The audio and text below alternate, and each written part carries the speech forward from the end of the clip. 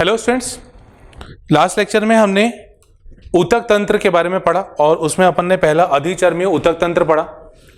अधिचर्मी ऊतक तंत्र में सबसे पहले अपन ने बाह्य त्वचा के बारे में और उसमें जो चीज़ें होती हैं, मतलब कुछ कहना चाहिए उसकी जो अतिरिक्त संरचनाएं होती हैं, जैसे मूल रोम हो गया, मूल में रोम हो गए, या तने में ट्राइकोम हो गए, इस तरह की चीज़ें अपन ने लास्ट क्लास में डिस्कस की थी।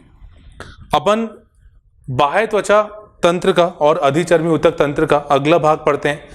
जैसे अपन पत्तियों की बात करते हैं तो पत्तियों में छोटी छोटी संरचनाएं होती हैं, छोटे छोटे छिद्र होते हैं जिसे अपन रंध्र कहते हैं। तो अपन इसके बारे में आज डिस्कस करेंगे। तो नेक्स्ट टॉपिक अपन पढ़ते हैं रंध्र के बारे में, जिसको हम स्टोमेटा कहते हैं।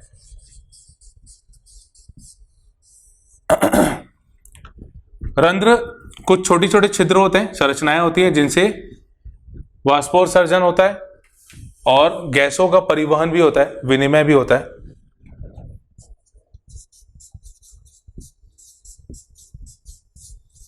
यह पत्तियों पर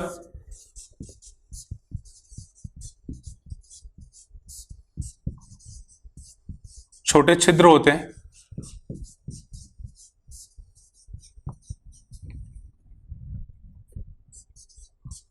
जो वाष्पोत्सर्जन एवं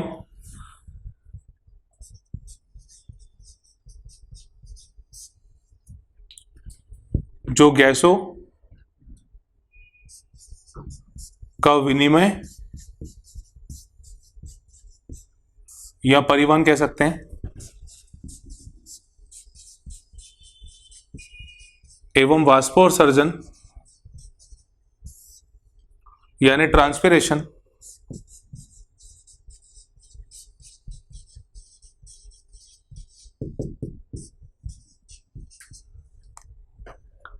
में सहायता करते हैं।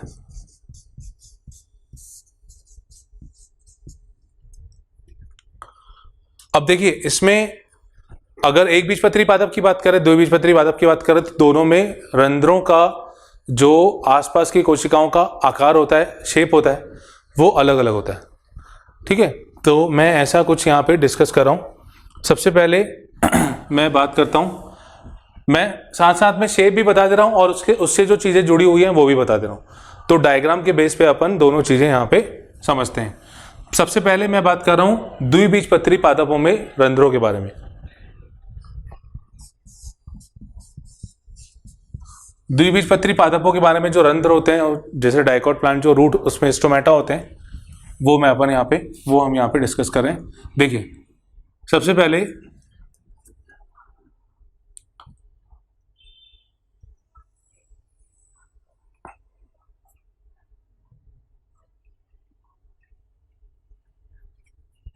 ये मैंने एक शेप बनाया जो कि किडनी जैसा स्ट्रक्चर है यहाँ पे, और ये अंदर छोटा सा छिद्र हमको दिख रहा है।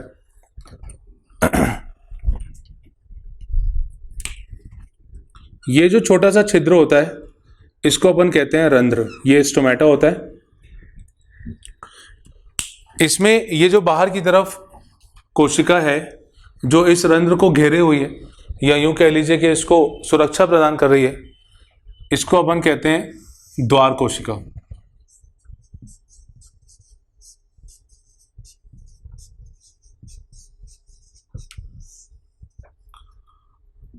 द्वार कोशिका को अपन रक्षक कोशिका भी कहते हैं। ये रंध्रों को सुरक्षा प्रदान करती है। अगर द्विबीजपत्री पादपों में देखते हैं अपन रंध्र की संरचना, तो द्वार कोशिका जो होती है उसमें किडनी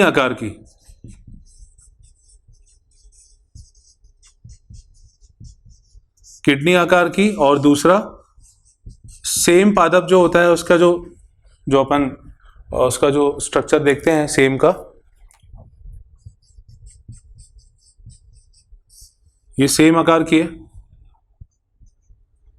ठीक है, तो किडनी आकार या सेम बीन्स जो होते हैं उनका शेप जैसा होता है वैसी है। ये जो अंदर वाला भाग है ये रंध्र होता है। अच्छा, द्वार कोशिका में जो बाहर की तरफ कोशिका भित्ति होती है मतलब ये वाली, ये पतली होती है और अंदर की तरफ जो भित्ति होती है ये मोटी होती है। तो इसमें बाहरी भित्ति जो है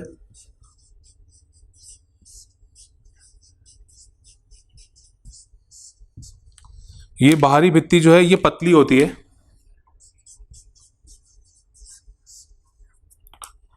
और जो आंतरिक भित्ति है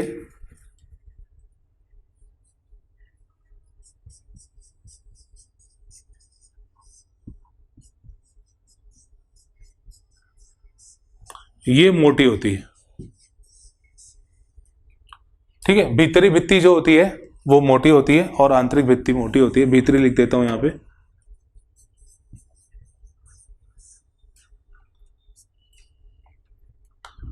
अब ये जो रक्षक कोशिका है या द्वार कोशिका है, इनमें अंदर इस तरह के कुछ धागे समान संरचनाएं होती हैं, ऐसी। ये जो धागे समान संरचना है इनको अपन कहते हैं सूक्ष्म सूत्राभ।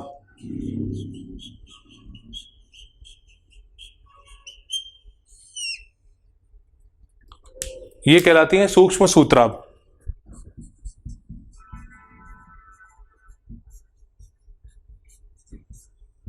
माइक्रोफाइब्रिल्स, ये सेल्यूलोज के बने होते हैं।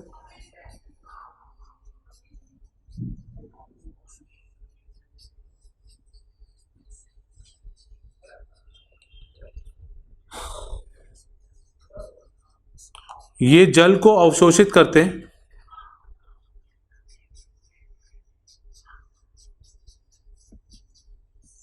ये जल को अवशोषित कर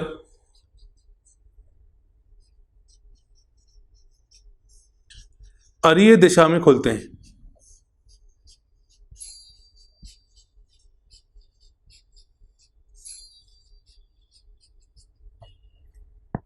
ये जल को अवशोषित करते हैं और अरीय दिशा में खुलते हैं। मतलब समझिएगा, जैसे ये सूक्ष्म सूत्राभ है और ये पानी को सोख रहा है, वाटर को एब्जॉर्ब कर रहा है, तो ये इस तरह से मतलब बाहर की तरफ ऐसे खुलेगा।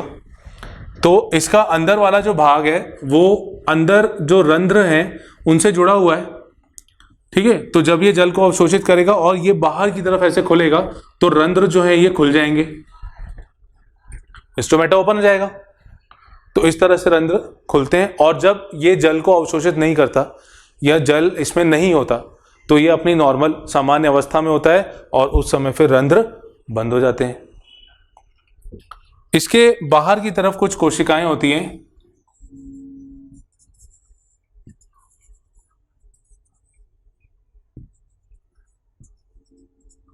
इन कोशिकाओं को अपन सहायक कोशिका कहते हैं।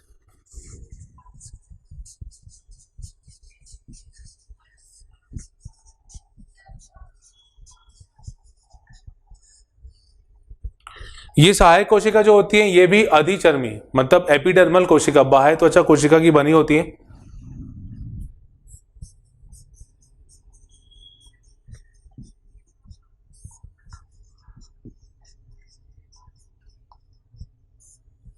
अच्छा, द्वार कोशिका भी बाह्य कोशिका की ही बनी होती है।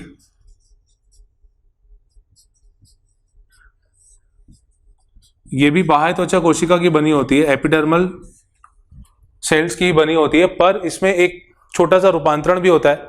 वैसे सामान्यतः क्या होता है कि जो बाह्य कोशिका होती हैं, बाह्य त्वचा कोशिका होती हैं, उनमें हरित लवक नहीं होता, पर रक्षक कोशिकाएं ऐसी हैं जिनमें हरित लवक पाया जाता है। तो यहां पे मैं लिख देता हूं,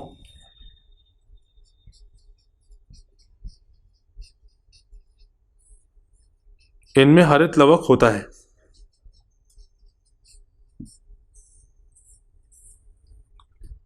ठीक है, इनमें हरित लवक पाया जाता है। ये बाकी बाह्य कोशिकाओं से ये भिन्नता इसमें देखी जाती है कि इनमें हरित लवक पाया जाता है। तो ये कुछ मात्रा में प्रकाश संश्लेषण भी करेंगी, कुछ मात्रा में स्टार्च का निर्माण भी करेंगी, शर्करा भी बनाएंगी। तो ये हो गया द्विबीजपत्री पादपों में रंध्रों की संरचना। तो इसमें बहुत इंपॉर्टेंट है, जो क्वेश्चन कई बार पूछा जा चुका है कि रंध्र जो होते हैं उनमें जो रक्षक कोशिकाएं होती हैं मतलब द्वार कोशिकाएं होती हैं, उनका आकार कैसा होता है। तो ये सेम बीन शेप की होती हैं और किडनी शेप की होती हैं। सूक्ष्म सूत्राभ होते हैं, जल को अवशोषित कर अरीय दिशा में खुलते हैं जिससे रंध्र खुल जाते हैं, और जब ये सामान्य अवस्था में होते हैं तो रंध्र बंद हो जाते हैं। ठीक है, और ये जो चीज़ें हैं साथ में, ये हो गया रक्षक कोशिका मिला, ये हो गया मतलब छिद्र, जो छिद्र वाला भाग है, रक्षक कोशिकाएं जो हैं और सहायक कोशिकाएं, इनको मिला के अपन इसको कहते हैं रंध्रीय तंत्र। तो रंध्रीय तंत्र और रंध्रीय उपकरण, ये दो नाम यूज किए जाते हैं।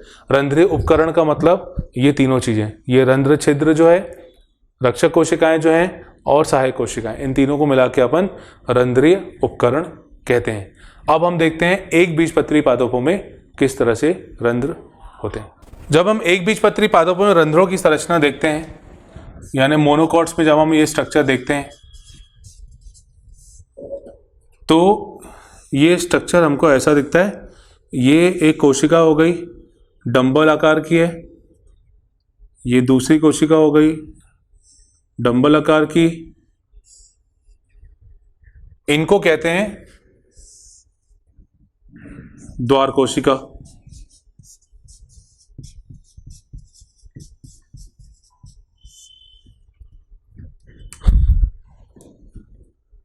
अब द्वार कोशिका के बारे में यहां पे कुछ पॉइंट, एक बहुत इंपॉर्टेंट जो अलग पॉइंट है वो ये है कि ये डंबल आकार की होती है।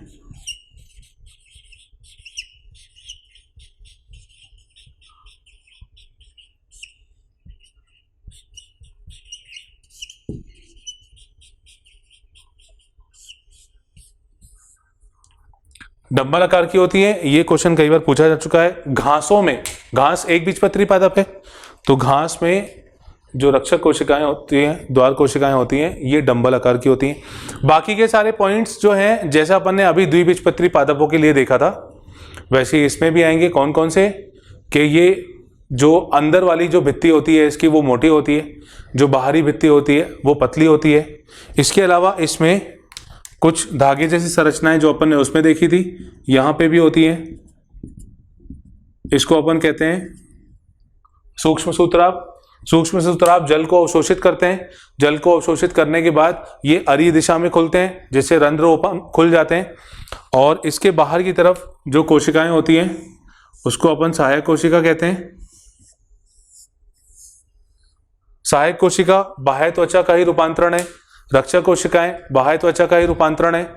रक्षक कोशिकाओं में हरित लवक पाया जाता है, जिससे प्रकाश संश्लेषण के दौरान स्टार्च का निर्माण होता है। मतलब बाकी सारी चीजें वैसे ही हैं जैसे अपन ने डाइकोट के लिए पढ़ी थी। बस आपको यह ध्यान रखना है कि यहाँ पे डंबल आकार द्वार कोशिकाओं का होता है, और वहां पे किडनी और सेम आकार की द्वार कोशिकाएं थी। बाकी सारी संरचनाएं यहाँ पे एक जैसी हैं।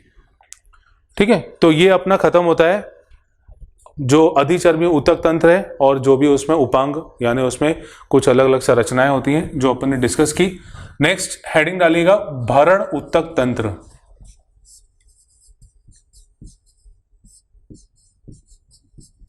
देखिए, भरण ऊतक तंत्र अपन यहां पे अभी फिलहाल नहीं पढ़ते हैं।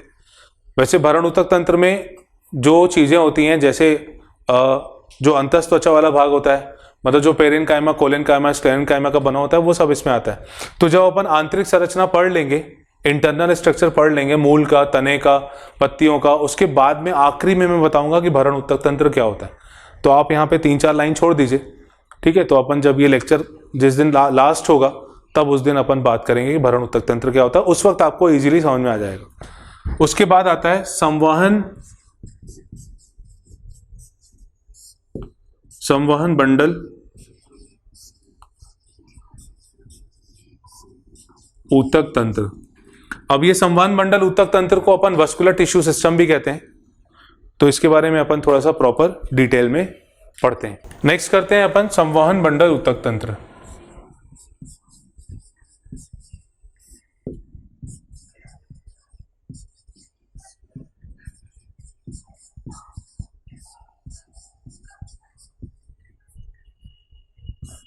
जिसको हम वस्कुलर टिश्यू सिस्टम कहते हैं। अब देखिए, संवहन मंडल ऊतक तंत्र में मैं इसको 3 पार्ट्स में डिवाइड कर रहा हूं। इसमें एक होता है अरीय, दूसरा होता है संयुक्त,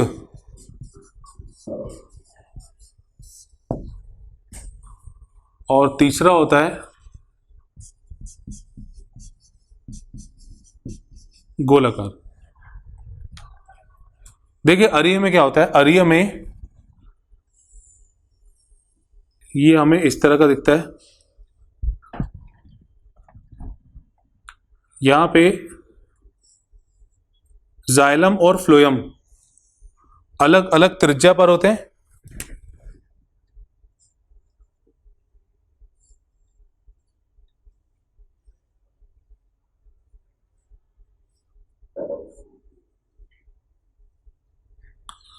जाइलम और फ्लोएम यहां पे अलग अलग त्रिज्या पर होते हैं, तो यहां पे अपन लिख लेते हैं इसको।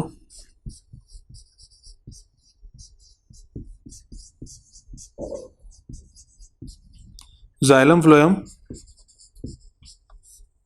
अलग अलग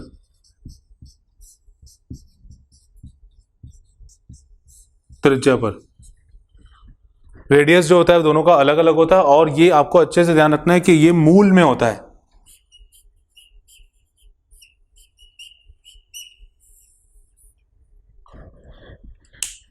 ये सिचुएशन जो है ये मूल में पाई जाती है। दूसरा आता है संयुक्त, जिसको अपन कॉन्जॉइंट कहते हैं। इसमें दो प्रकार के होते हैं, एक आता है कोलेट्रल और दूसरा आता है बाइकोलेट्रल।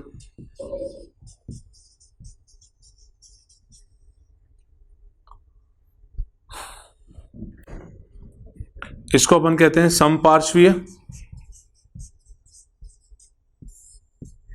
और इसको अपन कहते हैं द्विसमपार्श्वीय।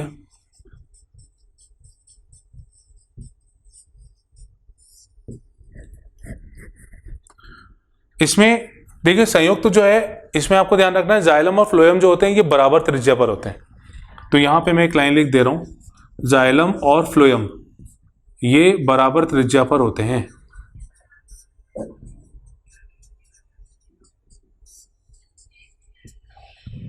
ठीक है, सेम रेडियस पे होते हैं। अब इसमें पहला जो है समपार्श्वीय, इसको अपन दो पार्ट में डिवाइड करते हैं।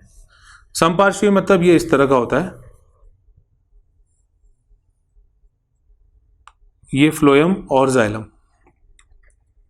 और द्विसमपार्श्वीय में ये होता है फ्लोएम, जाइलम और फ्लोएम, और इसके बीच में एक ऊतक पाया जाता है। ये एक ऊतक है जिसे अपन कैम्बियम ऊतक कहते हैं, कैम्बियम ऊतक।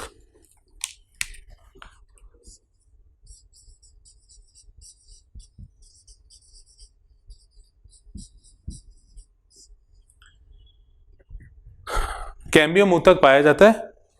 ये जो कैम्बियम ऊतक होता है ये द्वितीयक वृद्धि कराता है, मतलब पादपों की जो चौड़ाई होती है उसको ये बढ़ाता जाता है।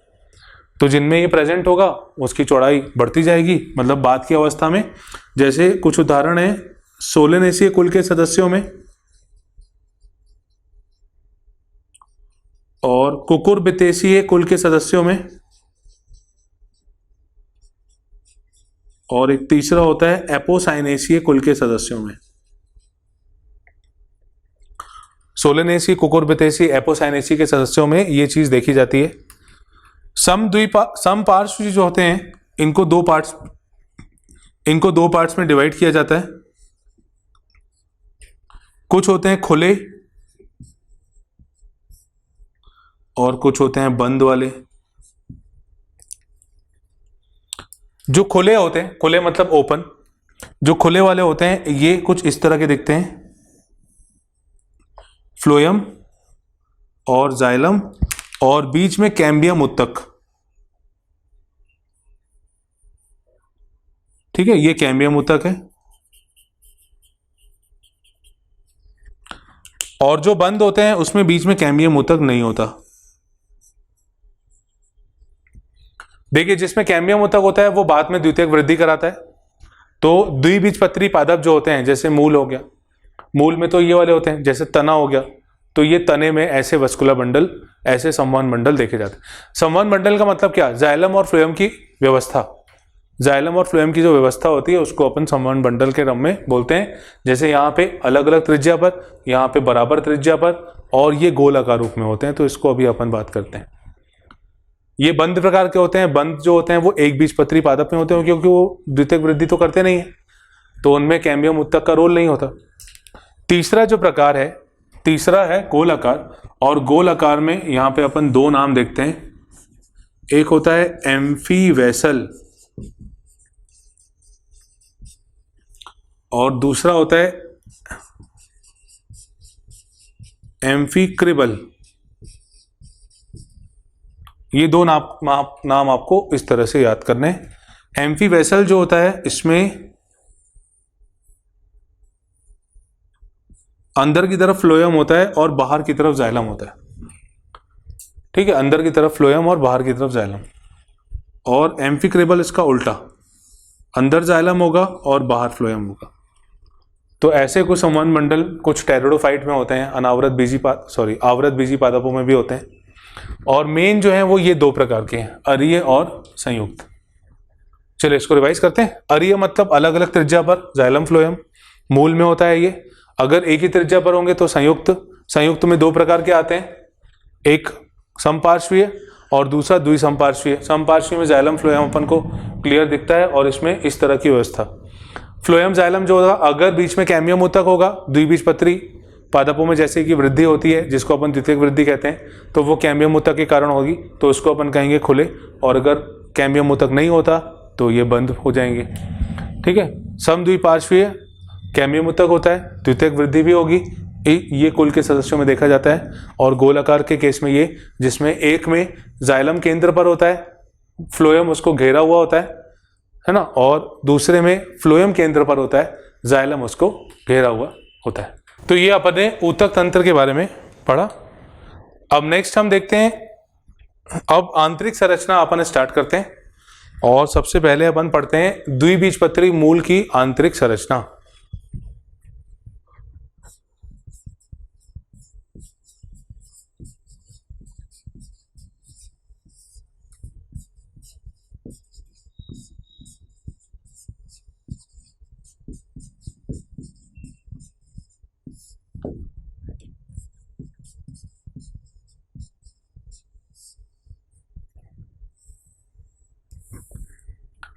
अब देखिए, इसमें मैं डायग्राम के द्वारा आपको समझा रहा हूँ और डायग्राम में अपन सारी चीज़ें पढ़ेंगे। तो आप अगर चाहें तो अलग से पॉइंट बना के उसको लिख सकते हैं, या तो डायग्राम में ही सारी चीज़ें मेंशन करते जाएंगे, तो वो क्लियरली आपको समझ में आ जाएगा। चलिए सबसे पहले अपन इसमें बात करते हैं सबसे बाहर वाली कोशिकाओं की। देखिए पहले थोड़ा सा इसको बेसिक समझिए आप कि हम कर क्या रहे हैं। जैसे ये मूल है, द्विबीजपत्री पादपों का ये मूल है। यहां पे अपन ने कोशिकाओं की व्यवस्था पढ़ना शुरू किया। कैसे? हम यहां से बाहर से अंदर की तरफ जाएंगे, यहां बाहर से अंदर की तरफ। सबसे बाहर होता है बाह्य त्वचा यानी अधिचर्मी ऊतक तंत्र, उसको पार करते हुए अपन अंदर तक जाएंगे। ठीक है, तो सबसे पहले ये हो गया, इसको अपन कहते हैं एपिडर्मिस। एपिडर्मिस मतलब बाह्य त्वचा।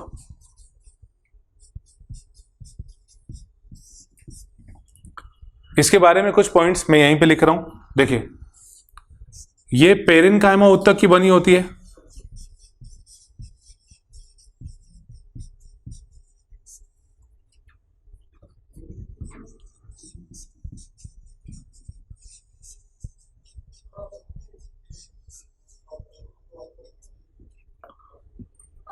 ठीक है, ये पेरेन्काइमा ऊतक की बनी होती है। सामान्यतः ये एक परतीय होती है।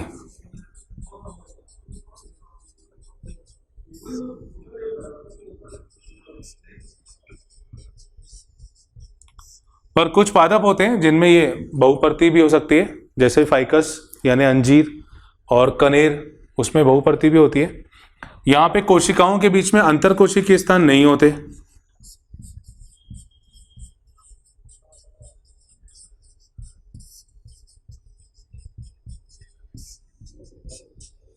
अंतरकोशिकीय स्थान यहां पे नहीं पाए जाते। इसके अलावा जैसे ये कोशिकाएं अपन ने यहां पे बना दी, फिर यहां पे कुछ धागे समान संरचनाएं होती हैं जिसे अपन मूल रोम कहते हैं।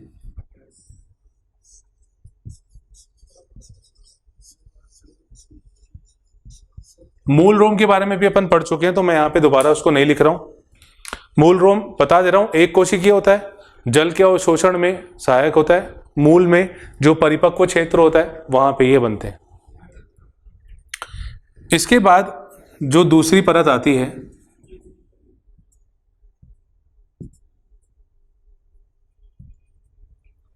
जो अगली परत आती है, इसको अपन कहते हैं वल्कुट क्षेत्र।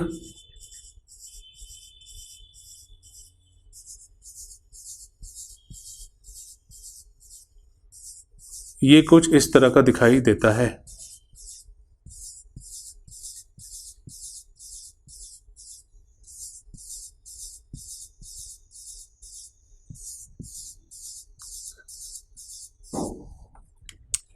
ये होता है वल्कुट क्षेत्र, जिसे अपन कॉर्टेक्स कहते हैं। वल्कुट की जो कोशिकाएं होती हैं ये भी पेरेन्काइमा की बनी होती हैं।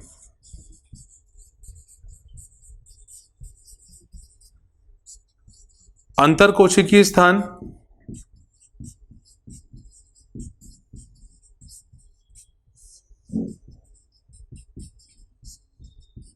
यहां पे उपस्थित होता है, दिखाई देता है। अंतरकोशिकीय स्थान कोशिकाओं के बीच में जगह होती है।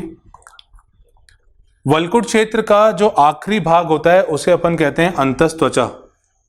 ये मैं अंतस्त्वचा बना रहा हूं, ये है अंतस्त्वचा।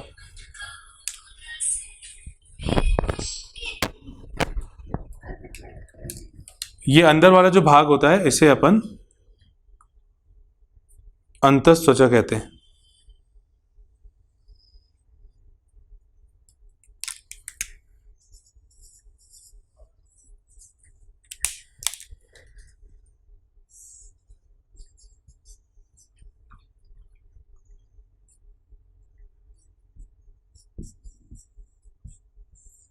यानी एंडोडर्मिस।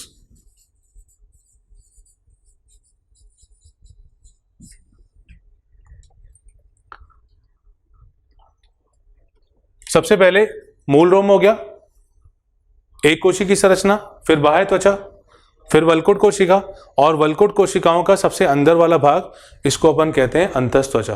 ठीक है, तो अब मैं सिर्फ अंतस्त्वचा वाला भाग बनाने वाला हूं, क्योंकि उसके अंदर भी कई सारी संरचनाएं, तो अपन वहां पे प्रॉपर बनाएंगे। आप ये डायग्राम थोड़ा सा बड़ा बनाइएगा, जिससे अंदर की चीजें आप आसानी से लिख सकें, क्योंकि अंदर भी काफी सारी संरचनाएं होती हैं। तो अब हम देखते हैं अंतस्त्वचा के बारे में और अंदर वाली संरचनाएं। देखिए, मैं अंतस्त्वचा के बारे में बना रहा हूं।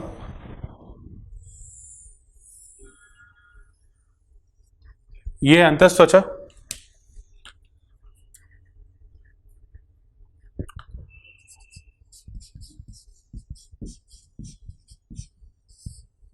इसमें जो कोशिकाएं होती हैं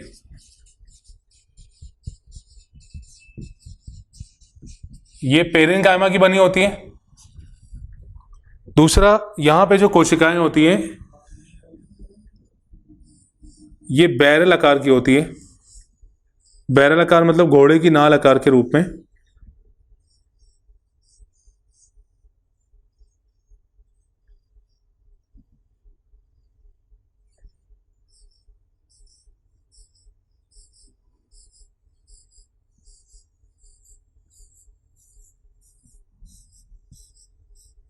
ठीक है, मतलब इस तरह की कोशिकाएं होती हैं। मैं यहां पे बना दे रहा हूं।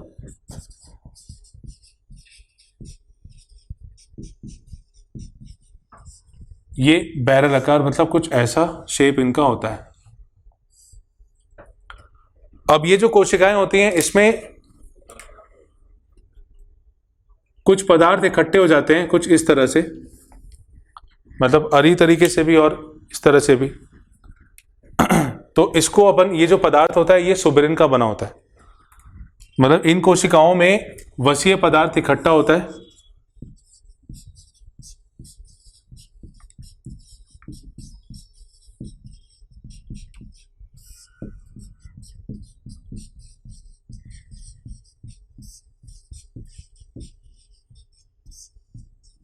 इन कोशिकाओं में वसीय पदार्थ होता है जो कि सुबेरिन का बना होता है।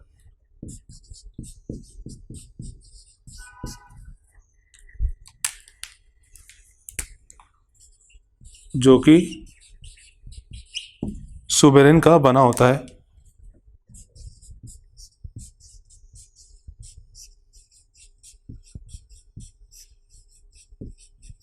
जिससे कैस्पेरियन पट्टिका बनती है। जिससे कैस्पेरियन पट्टिका बनती है।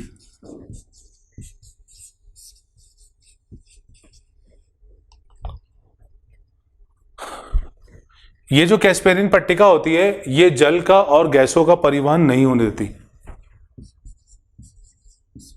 जल और गैस परिवहन को रोकती है।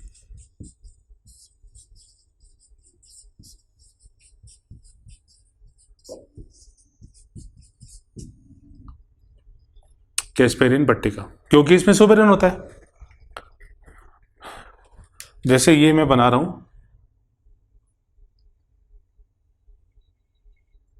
कैस्पेरियन पट्टिका।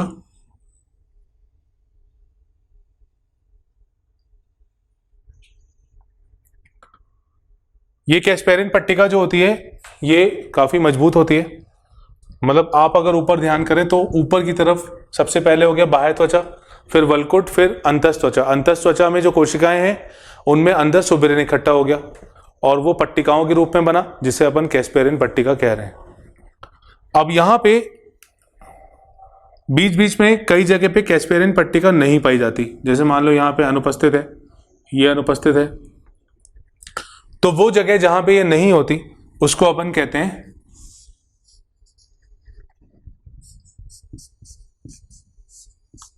मार्ग कोशिका।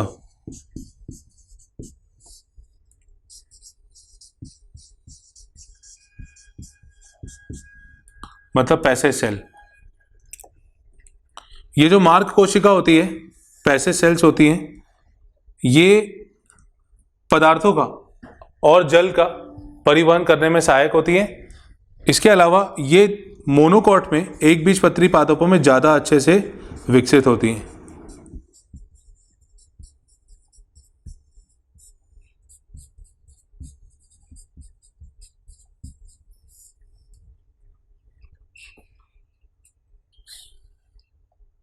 एक बार फिर से मैं बता दे रहा हूं, मैं इसको लिख देता हूं। मार्ग कोशिकाएं ये वह स्थान है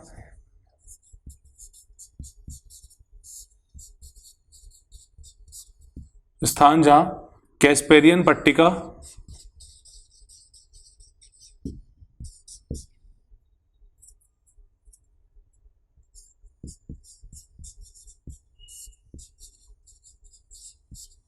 नहीं होती। ठीक है। अब इसके बाद यहां पे अगली परत जो होती है कुछ कोशिकाओं की बनी होती है,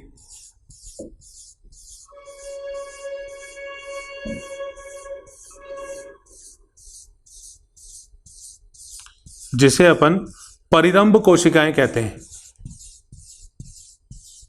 तो ये अगला भाग हो गया अंतस त्वचा के अंदर, ये हो गया परिरंभ कोशिकाएं।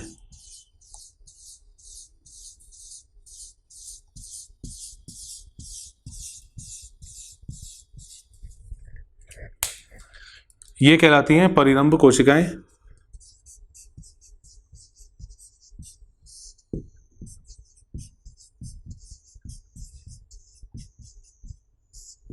जिसे अपन पेरीसाइकिल सेल्स कहते हैं।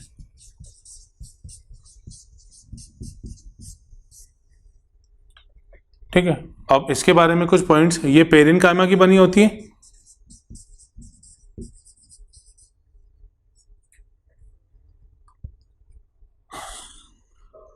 और ये कुछ परतों के रूप में होती है।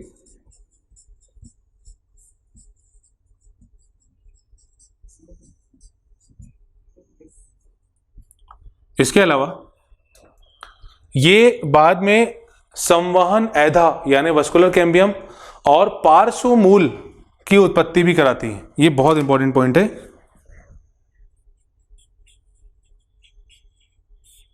संवहन ऐधा, जिसको अपन इंग्लिश में वस्कुलर कैम्बियम कहते हैं, एवं पार्श्व मूल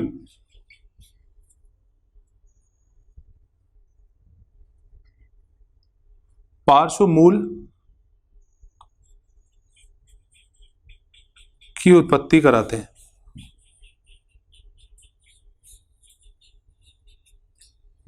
पार्श्व मूल जिसको अपन लेटरल रूट कहते हैं।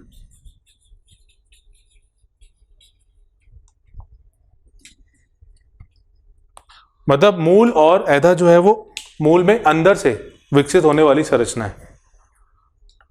तो अंतःत्वचा के बाद जो कोशिकाएं हैं उसे अपन कहते हैं परिरंभ कोशिकाएं। परिरंभ कोशिकाएं जो होती हैं ये पेरेन्काइमा की बनी होती है, ये 2-3 परतें होती हैं। अंतरकोशिकीय स्थान इसमें नहीं पाया जाता, यहां पे अंतरकोशिकीय स्थान नहीं पाया जाता।